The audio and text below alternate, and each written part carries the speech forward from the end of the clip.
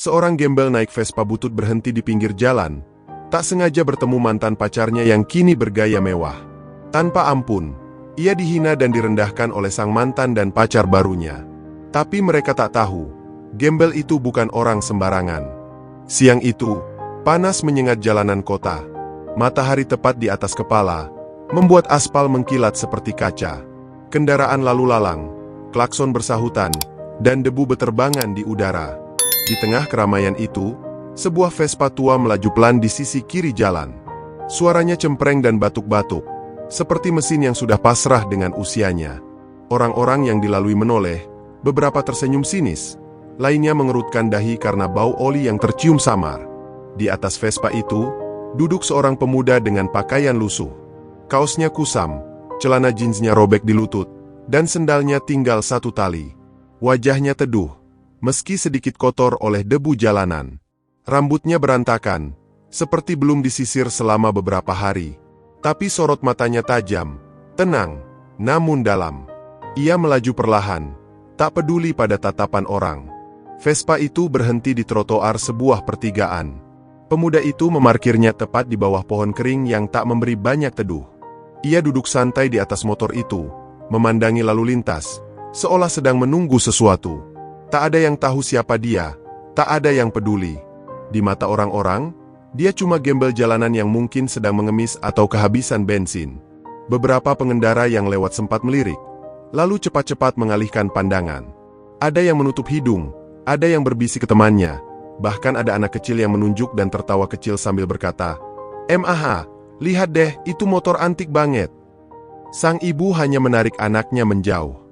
Dunia memang cepat menilai hanya dari tampilan luar.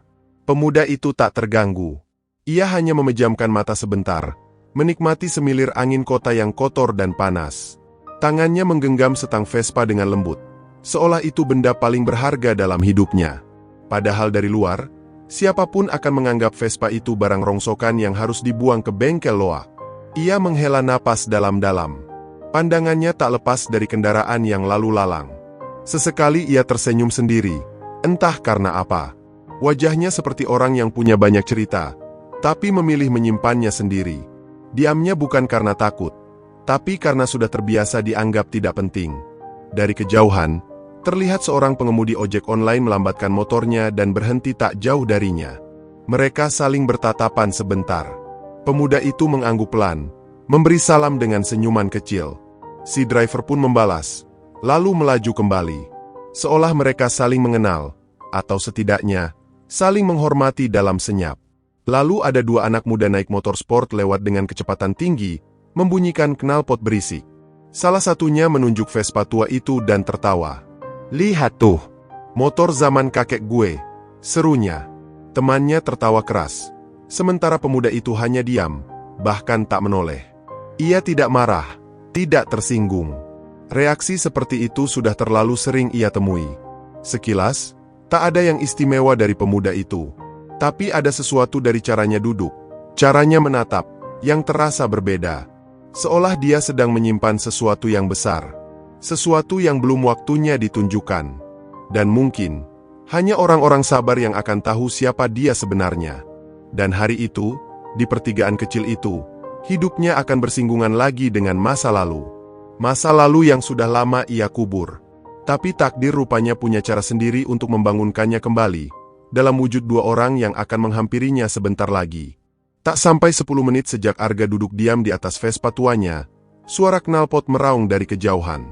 Bukan motor biasa, sebuah motor trail Honda CR-V merah mencolok melaju kencang dari arah pertigaan. Suaranya menggetarkan jalan, memecah suasana siang yang terik dan bising. Motor itu melaju ugal-ugalan, lalu berhenti mendadak di lampu merah, tak jauh dari tempat Arga duduk. Di atas motor itu duduk sepasang muda-mudi. Si pria mengenakan jaket tebal dengan helm full face, berpenampilan seperti anak gaul kaya. Tapi yang paling mencolok adalah penumpang di belakangnya, seorang wanita muda dengan dress pendek merah yang ketat dan mencolok. Bahunya terbuka, kakinya jenjang, dan make-up-nya tebal. Ia tampak seperti orang yang sangat percaya diri dengan penampilannya. Saat motor berhenti, perempuan itu melihat ke arah trotoar, dan tiba-tiba matanya membesar. Ia mengenali sosok yang duduk santai di atas Vespa tua. Wajahnya seketika berubah, kaget, lalu geli, lalu berubah menjadi senyum sinis yang memuakkan. Itu Arga.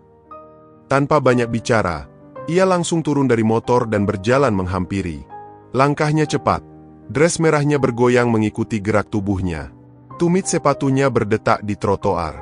Tatapan matanya menusuk, penuh rasa ingin pamer. Arga membuka matanya perlahan. Wajahnya tetap datar. Ia menatap perempuan itu sejenak. Tak ada keterkejutan, tak ada senyum, tak ada sapaan. Astaga, beneran kamu, Ga? Perempuan itu, Dita, mantan pacarnya saat SMA, menatap Vespa tua Arga dan langsung tertawa kecil. Kamu sekarang naik beginian? Duduk di pinggir jalan kayak gembel. Tawanya nyaring. Beberapa pejalan kaki yang melintas mulai menoleh ke arah mereka. Cowok yang bersamanya pun turun dari motor, mendekat sambil merangkul Dita dari belakang. Dengan nada merendahkan, ia menatap Arga dari atas ke bawah. Ini mantan lo? Ya Allah, udah kusut, kotor, miskin pula. Mungkin tukang servis Vespa keliling, ya? Ia tertawa, keras dan kasar. Dita ikut tertawa, bahkan membenarkan rambutnya seperti ingin tampil semakin mengesankan. Pantes dulu kamu bilang mau fokus kerja. Ternyata jadi apa? Gembel di pinggir jalan? Dress aku aja lebih mahal dari motor kamu, Ga. Ucapannya tajam, memalukan, dan disengaja untuk menusuk. Arga tetap diam. Ia tak membalas satupun ucapan mereka. Wajahnya tetap tenang, bahkan hampir tidak tertarik. Ia hanya menghela napas pelan, lalu mendongak melihat langit siang yang kering dan kosong. Seolah sudah tahu bahwa hari ini akan seperti ini. Dita makin senang melihat Arga tak merespons. Ia merasa menang. Udah jelek, miskin pula. Untung aku putusin dulu ya. Ia mencibir, sementara cowok di sampingnya tertawa dan mengejek Vespa tua Arga. Namun, di balik semua cemoohan itu, Arga tak bergerak sedikit pun. Tak ada amarah, tak ada dendam. Hanya satu senyum kecil, senyum tipis yang tak bisa dibaca. Tapi dari situlah semuanya akan berubah. Sesuatu sedang menuju ke arah mereka, dan tak ada satupun yang tahu bahwa gembel di pinggir jalan itu bukanlah orang sembarangan. Tak lama setelah Dita dan pacarnya puas menghina dan tertawa-tawa di depan Arga, suara halus mesin mobil terdengar dari arah belakang. Sebuah mobil Land Cruiser hitam mengkilap melaju perlahan dan berhenti tak jauh dari trotoar tempat Arga duduk. Disusul satu mobil lain, Pajero Sport putih dengan kaca gelap, lalu satu lagi Alphard hitam yang berplat nomor 1 digit. Orang-orang di sekitar mulai melirik. Kehadiran mobil-mobil mahal itu langsung menarik perhatian. Beberapa pengendara bahkan menepi, penasaran. Dari dalam mobil-mobil itu, turun beberapa pria berpakaian rapi. Ada yang mengenakan batik mahal, ada yang pakai jas hitam dan sepatu mengkilap. Semuanya tampak seperti orang-orang penting. Mereka langsung berjalan cepat ke arah Arga. Wajah mereka serius tapi hormat. Salah satu dari mereka bahkan menunduk sedikit saat bicara. Maaf terlambat, Pak Arga. Jalanan tadi padat.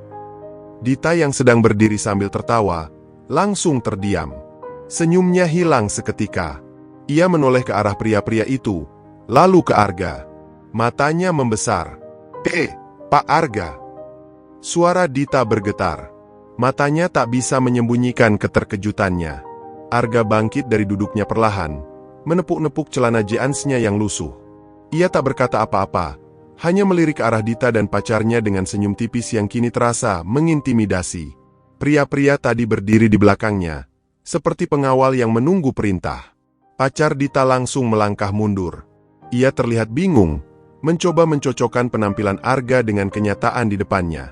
Tapi semuanya terasa tak masuk akal. Tunggu, jadi dia siapa? Bisiknya ke Dita. Salah satu pria berpakaian jas mendekat dan menyerahkan sebuah map kepada Arga. Ini dokumen rapat proyek baru di Cibubur, Pak. Lokasinya sudah siap dicek. Bapak mau langsung ke sana atau ke kantor dulu? Dita makin syok. Tangannya gemetar. Bibirnya bergerak-gerak seolah ingin mengatakan sesuatu, tapi tak ada kata yang keluar. Ia menatap Arga seolah baru menyadari sesuatu. Pria yang ia hina, tinggalkan, dan tertawakan itu adalah seorang juragan kaya raya. Arga akhirnya bicara. Suaranya tenang, pelan, tapi tajam. Aku terbiasa hidup sederhana. Gak semua yang pakai baju lusuh itu hina. Dan gak semua yang pakai dress mahal itu tahu cara menghargai. Seketika, suasana menjadi hening. Hanya suara mesin mobil dan hembusan angin yang terdengar. Beberapa orang yang menonton dari kejauhan bahkan berhenti merekam karena kaget. Dita menggigit bibirnya. Wajahnya memerah, entah karena malu atau takut. Gak, aku. Suara Dita pelan, mencoba mencari celah untuk bicara. Aku gak tahu, aku kira kamu. Iya, potong Arga singkat. Kamu memang gak tahu. Karena kamu cuma lihat orang dari yang kelihatan. Tapi kamu gak pernah mau kenal siapa aku sebenarnya. Kalimat itu seperti cambuk yang menyentak. Dita terdiam. Pacarnya hanya bisa berdiri kikuk. Kehilangan kata. Dan saat itu juga, Arga melangkah ke arah mobil Land Cruiser-nya. Salah satu anak buahnya membukakan pintu, dan Arga masuk dengan tenang. Tapi sebelum pintu tertutup, ia menoleh sebentar, menatap Dita untuk terakhir kalinya. Terima kasih ya, sudah membuatku sadar siapa yang pantas aku pertahankan, dan siapa yang lebih baik aku tinggalkan. Pintu mobil tertutup. Mesin meraung pelan, dan konvo mobil mewah itu perlahan meninggalkan trotoar, meninggalkan Dita dan pacarnya yang kini berdiri kaku di tengah tatapan banyak orang. Mobil Land Cruiser hitam itu melaju perlahan meninggalkan trotoar. Debu tipis beterbangan, dan suara mesin yang tadi terdengar gagah kini perlahan menghilang di telan keramaian jalan raya. Dita hanya berdiri mematung, masih di tempat yang sama. Pandangannya kosong, wajahnya pucat, dan bibirnya gemetar. Ia tidak menyangka. Sama sekali tidak. Sosok Arga yang selama ini ia bayangkan sudah hancur, ternyata jauh lebih tinggi dari apapun yang pernah ia impikan. Bukan pengangguran, bukan gembel, bukan pecundang, tapi pria sukses yang ternyata memilih hidup dengan kesederhanaan. Kenapa aku malah ninggalin dia? Gumamnya pelan. Pacarnya, yang tadi dengan bangga menertawakan Arga, kini berdiri kikuk. Ia mencoba mengalihkan pembicaraan, pura-pura santai. Udahlah, Dit. Kita pulang aja. Gak usah dipikirin. Tapi Dita tidak menggubris. Ia malah melangkah cepat ke motor CRF mereka. Dengan tergesa, ia menarik helm dan memakainya. Aku harus ketemu dia. Hah? Ngapain? Aku harus minta maaf. Suara Dita mulai naik. Wajahnya kini dipenuhi penyesalan yang dalam. Aku gak bisa biarin dia pergi gitu aja setelah semua yang aku lakukan. Aku udah salah besar. Tanpa banyak bicara, Dita menyalakan motor trail itu sendiri. Cowoknya sempat berusaha menahan, tapi Dita menarik gas dan melaju begitu saja, meninggalkan pacarnya di pinggir jalan dengan wajah bingung dan malu. Motor trail itu menderu di jalan raya. Dita berusaha menyusul arah mobil Arga. Meski jauh tertinggal, ia mencoba menebak jalur mana yang mungkin Arga ambil. Sesekali ia menoleh ke kanan dan kiri, berharap bisa melihat siluet mobil hitam besar itu. Tolong, Tuhan, cuma satu kali aja, temuin aku sama dia lagi. Aku mau minta maaf. Aku nyesel. Di dalam hatinya, ada rasa bersalah yang menghantam lebih keras dari rasa malu. Ia ingat semua ucapan kasarnya. Ia ingat bagaimana ia dan pacarnya tertawa, meremehkan, menghinakan, hanya karena penampilan Arga yang tampak kumal dan lusuh. Dulu, Arga adalah cowok paling baik yang pernah ia kenal. Selalu sabar, rendah hati, dan punya semangat besar. Tapi ia tinggalkan semua itu hanya karena ingin mencari kehidupan yang lebih mewah. Sekarang, setelah tahu siapa Arga yang sebenarnya, semua penyesalan itu menumpuk dan menyiksa. Dita berhenti di sebuah pertigaan. Ia melihat ke kiri dan kanan, tapi tak ada tanda-tanda konvo mobil Arga. Tangannya lemas, tubuhnya gemetar. Ia memarkir motor trail itu di bawah pohon, lalu duduk di trotoar, tempat yang tadi diinjaknya dengan sombong. Aku udah kehilangan orang paling berharga, cuma karena aku terlalu buta lihat penampilan luar. Ia mulai menangis. Air matanya mengalir deras. Orang-orang yang lewat menoleh. Beberapa heran melihat seorang wanita cantik dan berpakaian mencolok menangis sendirian di pinggir jalan. Tapi Dita tak peduli. Hatinya kacau. Kepalanya berat. Rasa malu dan hancur itu baru sekarang terasa sangat nyata.